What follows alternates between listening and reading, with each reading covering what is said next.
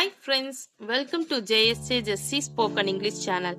இன்னைக்கு நம்ம வீடியோவில் நம்ம வழக்கத்தில் யூஸ் பண்ணுற தமிழ் சொற்களுக்கு, தமிழ் வேர்டிங் சென்டென்ஸ்களுக்கு, சொற்றொடர்களுக்கு நம்ம எப்படி இங்கிலீஷ் மீனிங் பார்க்கலாம், டிரான்ஸ்லேட் பண்ணலாம் அப்படின்றத தான் இன்னைக்கு வீடியோவில் பார்க்க போகிறோம். வாங்க வீடியோக்குள்ளே போகலாம். மலருக்கு பையன் பறந்திருக்கான். வீடியோக்குள்ளே போகிறதுக்கு முன்னாடி ஒரு லைக் பட்டன் ப்ரெஸ் பண்ணிட்டு பாருங்க ஃப்ரெண்ட்ஸ். மலருக்கு பையன் பறந்திருக்கான்.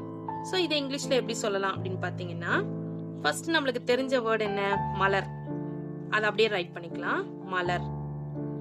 சோ ஒரு சென்டென்ஸ் வந்துட்டு she, he, she, it, அதாவது அவன், அவள், அவரை குடிச்சா நம்ம என்ன போடணும்? has போடணும். ஓகேங்களா? has. பையன் பிறந்திருக்கான் அப்படின்னா given birth to baby boy, இல்லனா boy baby அப்படின்னு கூட சொல்லலாம். பேபி பாய்னு சொல்லலாம், இல்ல பாய் பேபின்னு சொல்லலாம். மலருக்கு பையன் பிறந்திருக்கான் அப்படின்னா given birth, அதாவது பிறந்திருக்கான் அப்படின்றதுக்கு given birth to baby boy, இல்லனா பாய் பேபி அப்படின்னு சொல்லலாம். பிறந்திருக்கான், பையன் பிறந்திருக்கான். ஓகேங்களா? மலருக்கு பையன் பிறந்திருக்கான். ஓகேங்களா? அடுத்தது, நான் சேலத்தில் பிறந்தேன். நான் சேலத்துல பிறந்தேன் அப்படின்னு சொல்றதுக்கு, இல்ல சேலத்துல பிறந்தேன், இல்ல மதுரையில பிறந்தேன் அப்படின்னு சொல்லிட்டு நம்ம சொல்லும் போது அதை எப்படி இங்கிலீஷ்ல சொல்லலாம்? நான் அப்படின்றதுக்கு ஐ. சோ பிறந்தேன் அப்படின்னும் போது பாஸ்ட் டென்ஸ்ல சொல்றோம், இறந்த காலத்துல. அப்போ வாஸ் யூஸ் பண்ணணும். ஓகேங்களா? ஐ வாஸ் பிறக்கிறது அப்படின்னது போது born, I was born. சேலத்தில் இல் அப்படின்னு சொல்றோம்ல, அப்ப இல்ன்றதுக்கு இன். சேலத்தில் அப்படின்னும் போது சேலம். நான் சேலத்தில் பிறந்தேன். I was born in Salem. ஓகேங்களா? நெக்ஸ்ட், இதை மனதில் வைத்துக் கொள்ளுங்கள். இப்ப நம்ம ஒரு ரகசியம் சொல்லணும், இதை மனசோட வச்சுக்கப்பா, இது யார்கிட்டயும் சொல்லாத அப்படின்னு சொல்லுவோம்ல. சோ அதுக்கு வைத்துக் கொள்ளுங்கள், மனதில் வைத்துக் கொள்ளுங்கள். இது எப்படி இங்கிலீஷ்ல சொல்லலாம்? ஃபர்ஸ்ட் நம்மளுக்கு இதுல தெரிஞ்ச வேர்ட் என்ன?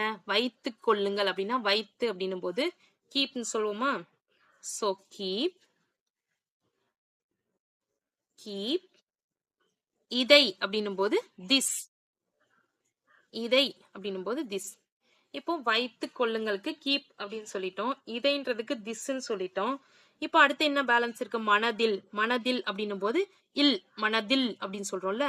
மனம்னா மைண்ட், அப்ப மனதில் அப்படின்னு சொல்றோம்ல, அதனால இன் மைண்ட், இன் மைண்ட். ஓகேங்களா? இதை மனதில் வைத்துக் கொள்ளுங்கள் அப்படின்னா கீப் திஸ் இன் மைண்ட். ஓகேங்களா?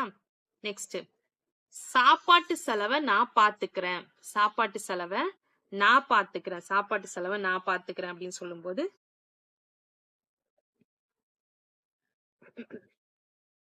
இப்போ நம்மளுக்கு இதுல தெரிஞ்ச வேர்ட் என்னன்னு பாத்தீங்கன்னா, நான் அப்படின்றது தெரியும். ஐ பாத்துக்கிறேன், செலவை நான் பாத்துக்கிறேன் அப்படின்னு சொல்லும் போது ஐ பியர், ஐ பியர். சாப்பாடு, தி ஃபுட், தி ஃபுட். செலவை, சாப்பாட்டோட செலவு, ஃபுட் காஸ்ட், இல்லைன்னா ஃபுட்டோட எக்ஸ்பென்சஸ், ஃபுட் எக்ஸ்பென்சஸ் சொல்லலாம். ஃபுட் காஸ்ட்னு சொல்லலாம், இல்லைன்னா காஸ்டுக்கு பதிலா எக்ஸ்பென்சஸ், எக்ஸ்பென்சஸ். ஃபுட்டோட காஸ்ட், காஸ்ட் யூஸ் பண்றது நீங்க எக்ஸ்பென்சஸ் யூஸ் பண்ணாதீங்க, எக்ஸ்பென்சஸ் யூஸ் பண்ணீங்கன்னா காஸ்ட் யூஸ் பண்ணாதீங்க. அது எப்படி சொல்லணும்னா, I bear the food expenses, இல்லைன்னா I bear the cost, sorry, I bear the food cost. நான் செலவை, சாப்பாட்டு செலவை பாத்துக்கிறேன். ஓகேங்களா? அப்படி இல்லைன்னா இன்னொரு சென்டென்ஸ் எப்படி சொல்லலாம்னு பாத்தீங்கன்னா, ஐ பே. நான் பாத்துக்கிறேன் அப்படின்னா நான் பே பண்ணிக்கிறேன் தானே அர்த்தம். சோ நான் அதை பே பண்றேன். I pay for the food expenses. Food எக்ஸ்பென்சஸ்னா சாப்பாட்டு செலவை, சாப்பாட்டு செலவை நான் கட்டிக்கிறேன். நான் பாத்துக்கிறேன்ற போது நான் கட்டிக்கிறேன், நான் பண்ணி செலுத்திக்கிறேன், அந்த சாப்பாட்டு செலவை நான் செலுத்திக்கிறேன், நீங்க கவலைப்படாதீங்க அப்படின்னு சொல்லுவோம்ல. சோ அதனால I pay for the food expenses அப்படின்னு சொல்லலாம். சோ இந்த ரெண்டு சென்டென்ஸ்ல உங்களுக்கு எது ஈஸியா இருக்கோ அதை யூஸ் பண்ணிக்கோங்க ஃப்ரெண்ட்ஸ். நெக்ஸ்ட், சக்கரை ஏதாவது, சக்கரை ஏதாவது இருக்குதா? சக்கரை ஏதாவது இருக்குதா? இதுல வந்து இந்த இந்த இந்த பொருள்ல வந்துட்டு சர்க்கரை இருக்குதா? ரொம்ப சர்க்கரையா இருக்குதா? அப்படின்னு சொல்லும்போது, அதை எப்படி இங்கிலீஷ்ல கேட்கலாம் அப்படின்னு பார்த்தீங்கன்னா, இருக்குதா அப்படின்னு சொல்லும்போது, இஸ் தேர் இஸ் தேர். ஏன்னா பிரசன்ட் டென்ஸ்ல கேக்குறாங்க. இப்போதான் கேக்குறாங்க. அதனால இருக்குதா அப்படின்னும் போது இஸ் தேர். இருக்கிறதா? இந்த இடத்துல இருக்கிறதா? ஏதாவது அப்படின்னும் போது எனி. என்ன கேக்குறாங்க? Sugar.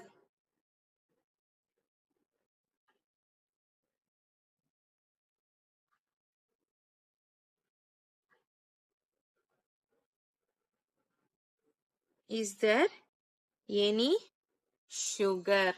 Is there any sugar? அதாவது இருக்கிறதா அப்படின்றதுக்கு இஸ் தேர், ஏதாவது அப்படின்றதுக்கு எனி, சக்கரை அப்படின்றதுக்கு sugar. Is there any sugar? Is there any sugar? சக்கரை ஏதாவது இருக்குதா? ஓகேங்களா? சோ அது மாதிரி கேட்கணும். ஓகே ஃப்ரெண்ட்ஸ், இன்னைக்கு நம்ம வீடியோல பார்த்த இந்த 5 சென்டென்ஸும் நம்ம வழக்கத்துல யூஸ் பண்ற சொற்களுக்கு தான் நம்ம இங்கிலீஷ் டிரான்ஸ்லேட் பண்ணி பார்த்திருக்கோம் ஃப்ரெண்ட்ஸ். இந்த வீடியோ உங்களுக்கு பிடிச்சிருந்துச்சுன்னா லைக் பண்ணுங்க, உங்க ஃப்ரெண்ட்ஸ்க்கும் ஷேர் பண்ணுங்க. வேற ஏதாவது டவுட்ஸ்னா கமெண்ட் செக்ஷன்ல கமெண்ட் பண்ணுங்க. என்னுடைய சேனலை சப்ஸ்கிரைப் பண்ணி பக்கத்துல இருக்க ஆல் பட்டன் பிரஸ் பண்ணிக்கோங்க ஃப்ரெண்ட்ஸ். என்னுடைய இன்னொரு சேனல் JSJ ஜெஸ்ஸி எஜுகேஷன். அதுல வந்து படிக்கிற ஸ்டூடெண்ட்ஸ்க்கு காம்படிஷனுக்கு தேவையான essay writing, speech, Tamil and English 2 லாங்குவேஜ்லயுமே போஸ்ட் பண்ணிட்டு இருக்கேன் ஃப்ரெண்ட்ஸ். டிஸ்கிரிப்ஷன்ல லிங்க் இருக்கு, நீங்க ஒன்ஸ் விசிட் பண்ணி பாருங்க. உங்களுக்கு பிடிச்சிருந்துச்சுன்னா சப்ஸ்கிரைப் பண்ணிக்கோங்க ஃப்ரெண்ட்ஸ். தேங்க்ஸ் ஃபார் வாட்சிங். We will meet in the next video. Bye bye. See you. Take care. God bless you.